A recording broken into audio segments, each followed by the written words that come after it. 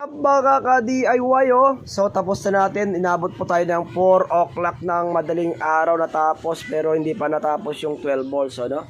Inaayos pa natin yung 12 balls mga ka-DIY, baka mamaya po matapos na natin. So testingin po natin itong kwan natin mga ka-DIY off-grid na may ATS na 220, no? Na ang nagpapagana po ay baterya. Papasok po sa inverter, lalabas po doon sa ATS, tapos pwede po siyang di kuryente, pwede rin siyang inverter or solar. So mga ka-DIY, tignan nyo mga ka-DIY paano natin paandarin na. So watch and learn. So mga ka-DIY, yan na. Naka-on na po, pero patayin ko muna para makita nyo. Off ko muna lahat ang system. Okay, i-off ko muna ang system mga ka-DIY, no? So, ang unang step po natin dito sa DIY na off-grid 12 volts and off-grid 220 natin ay i-on natin ang AC or yung sinasabi nating iselco, no? Pero ayan po, nakasaksak siya. Kung lang po yan, temporary lang po yan mga ka-DIY kasi demo lang naman. So, yan, naka-AC po siya. Isasaksak po natin yung saksakan. Usually, AC po siya, no? At umandar po yung clip pan mga bossing, mga ka-DIY, no? Mga ka-DIY. So maandar po yung mismong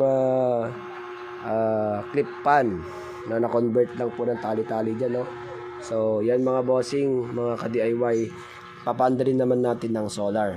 Okay? Ang battery. May battery, okay? I-on po natin ito. Ito po yung load. So ang wattage po niya ay 12 watts, mga ka-DIY. Sa kuryente po yan na nagsusupply. So mga ka-DIY, paandarin po natin ang battery, na. So paandarin po natin. Itong pong battery, i-on po natin tong breaker para mandar yung inverter, para ito po ay mag-automatic. Na ang magpapaandar lang po sa supply natin ng AC ay battery or solar panel. Okay? So tingnan nyo mga ka-DIY, on na natin.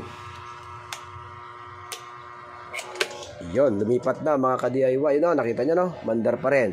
So para sure na wala talagang kuryente yung nagpapagana mga bossing, no? Tatanggalin natin yung nakalagay sa saksakan. Tatanggalin natin galing sa iselco. Okay, yan. Tinanggal ko na po mga bossing, nakakonek, Ang nagpapaandar po sa clip pan ay ang battery, mga bossing. So yan ang wattage niya. 10 watts, 1 kilowatt. So yan, 225 volts ang output po ng inverter. So mga ka-DIY, sa mga gusto pong magkumuha o mag-inquire, inquire po kayo at ito po ay pwede nating isagad ang presyo niya. At saka sa mga gusto naman pong umutang ng solar package, pwede po 6 months to 12 months po ang term po. Depende po sa depende po sa usapan mga bossing. So yan lang ating bossing, at i-update ko kayo ulit sa ating gagawin para sa off-grid 12 volts naman dito. Off-grid 12 volts, yan po ang susunod. So yan mga ka-DIY, God bless, bye bye.